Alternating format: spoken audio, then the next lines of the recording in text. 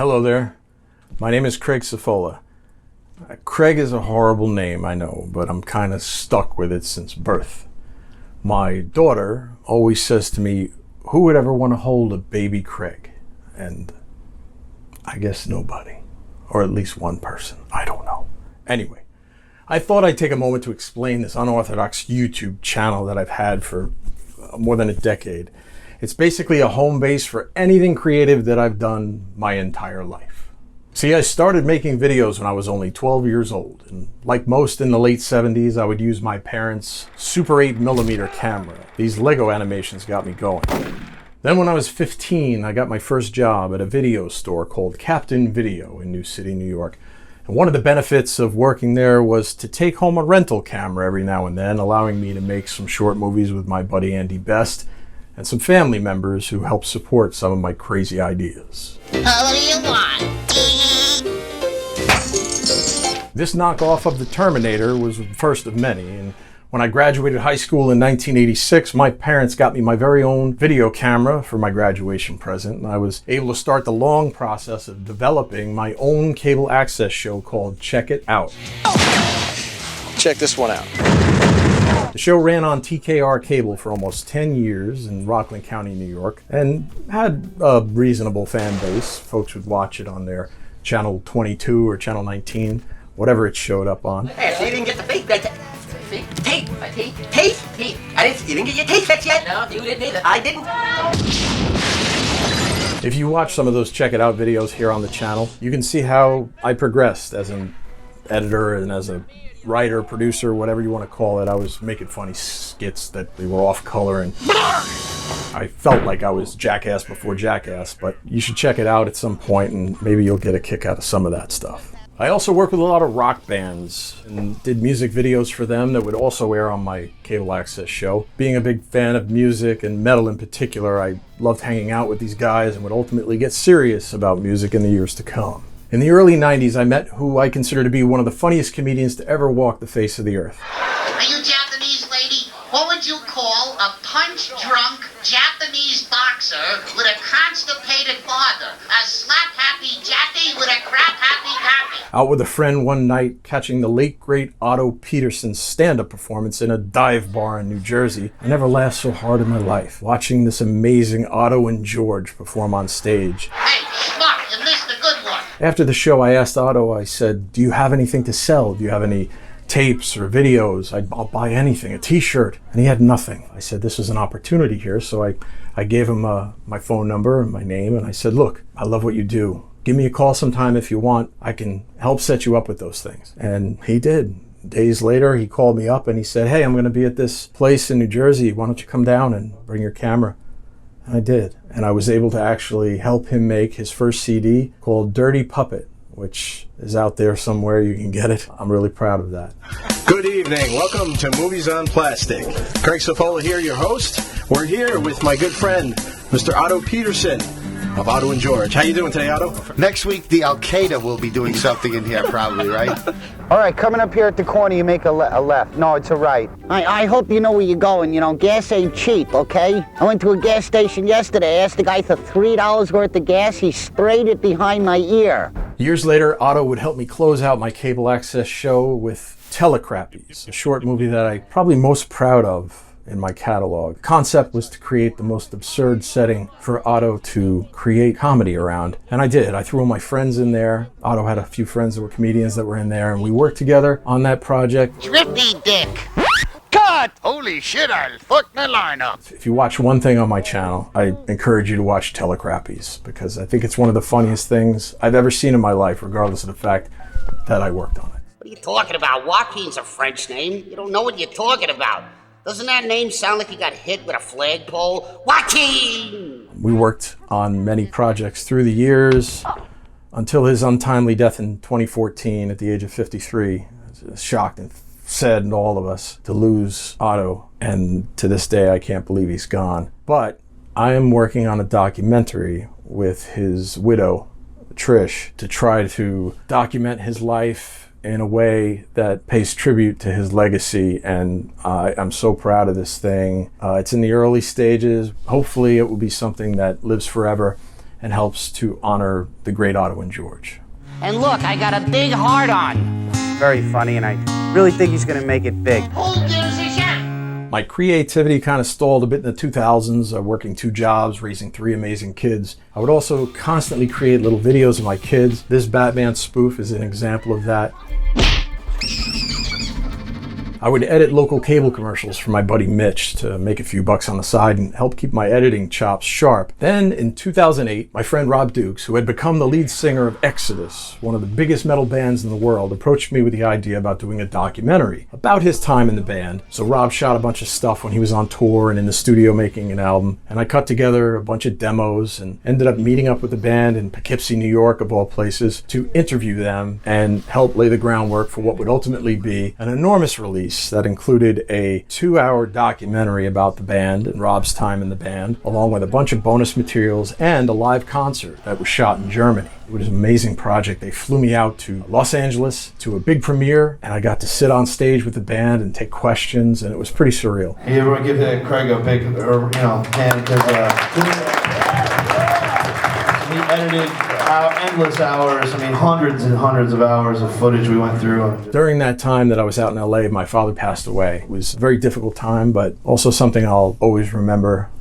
My father wanted me to go. He didn't want me to stay, even though I knew I may never see him again. So that was a very amazing time. I've kept in touch with the folks in Exodus. Gary Holt personally asked me to work on his latest documentary that showcases the recording of their very new album, which will be released later this year in 2021.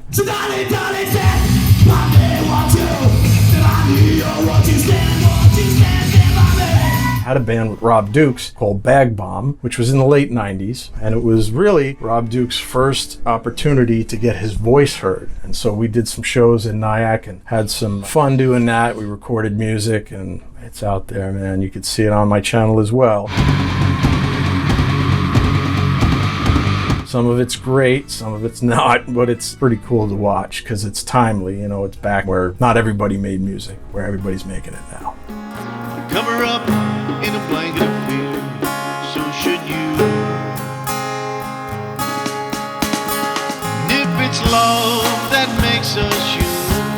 In 2013, I left New York and I moved to Tampa, Florida. And during a block party in my new neighborhood, one of my neighbors, James Arthur, was entertaining kids with his acoustic guitar and vocals that sounded like Johnny Cash. And I looked at him, I said, oh, this is an opportunity for me to meet somebody and maybe get back into music. So I became friends with him and we recorded an album called Wheelhouse Junction. With us going out to the movies, with us going out. We actually did 3-4 albums with this band, with also Alex Algarian, who's another great friend that I made down here in Tampa. But when you stop by to see it from, okay. And that was my venture back into music. It taught me how to produce, record, engineer, put out a product that I had never done before. Explain.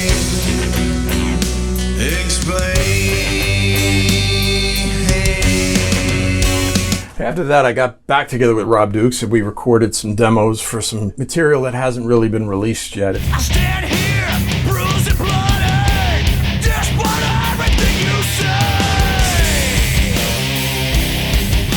I don't give a fuck 'cause I know you hate me. But I felt the need to focus on more heavier rock, metal stuff that I grew up on and loved.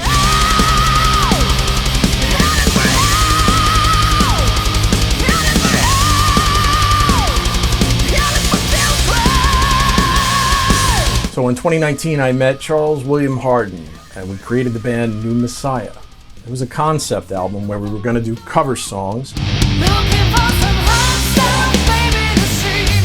First album was called Voice of Choice. Eastbound and down, loaded up and trucking. And we were going to put different singers on all the songs. I was going to go out and try to recruit as many different singers as I could. And with my Exodus tie-ins, I was able to reach out to Tom Hunting, the great thrash drummer of the most amazing band in the thrash genre out there. He is an absolute hero of mine, a guy who I pray for every day. He has cancer and he's battling it, and I love this guy. Craig, what's happening? He donated his voice for 4 songs on my album. To have him on there is an incredible honor. 'Cause if you really wanna hear our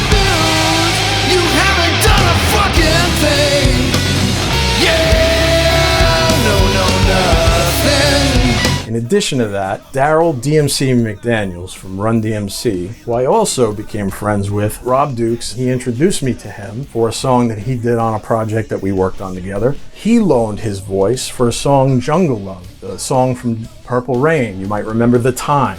Jungle love.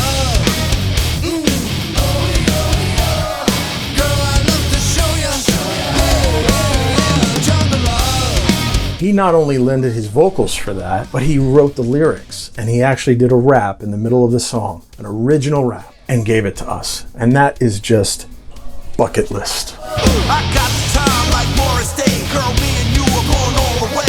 My heart is beating like jungle drums. Jungle love, baby, here it comes. Just a genuinely amazing, great guy. Baby, can you hear my message of love? For the second New Messiah album called Artigas, named after the singer that we have on every song on that album. He's from Venezuela, and the guy is an American idol. He's a Venezuelan idol. He's a tremendous singer. If you haven't heard him, his voice will knock you out.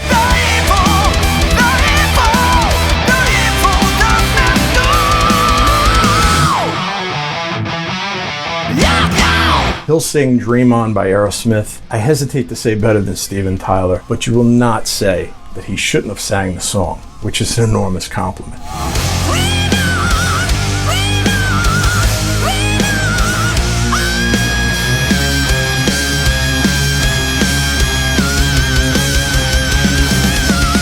We also did our first original track, the song Disclosure.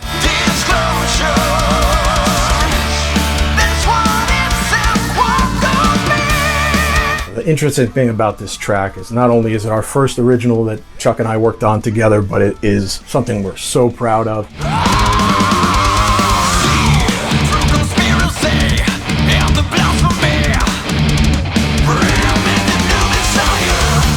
Well, we got Gary Holt from my connection with Exodus for the time that I've spent working with Gary to donate his time to do a solo that covers the entire last minute of the song, and it's brilliant.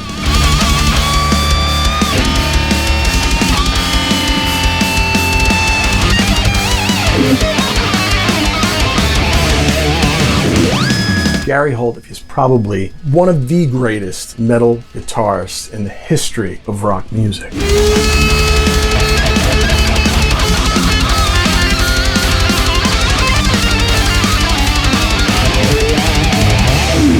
Hello, my name is Gator McCluskey. Next up, when the pandemic hit in early 2020, I decided to spend my time creating a new YouTube channel, something I had always wanted to do. I love movies. I've been watching movies my whole life. And I created a movie review channel where I was going to review films. There's a lot of guys out there doing it. It's a film I will absolutely never watch again. I will never care to sit for 2.5 hours watching something that doesn't entertain me. It's as simple as that. I like simple pleasures like butter in my ass, lollipops in my mouth. That's just me. And I did it for a short while, and that kind of evolved into something richer and more personal for me, and it's my love for Burt Reynolds. Oh, shit! Anyone that knows me and has looked at the channel has seen that I have this ridiculous obsession with the late great Burt Reynolds. And the channel is dedicated to him, as the name that I chose, Gator McCluskey, is the name I chose for myself, is a character that Burt played in 2 of his early films in the 70s, White Lightning and Gator. And I took on that because I always loved that name, and of course I hate my own name, but that's besides the point. So I started by creating a Burt Reynolds documentary called The Burt Reynolds Story. And it's available on this channel as well as the Gator McCluskey channel, which is where I encourage you to go and subscribe and actually see the whole series. Nothing like the life of a Hollywood stuntman, right? That's a great song. And we love this film. Watch it over and over and over. We are about to release Chapter 5, and I'm very proud of it, but it takes each segment of his life and it goes through all the films and all the projects that he worked on. I used his books, I used his own words to describe and explain everything that happens in these documentaries. Top of the car came off, and I was crushed like a sardine. He broke several ribs, shattering his shoulder, damaging both knees, and ruptured his spleen.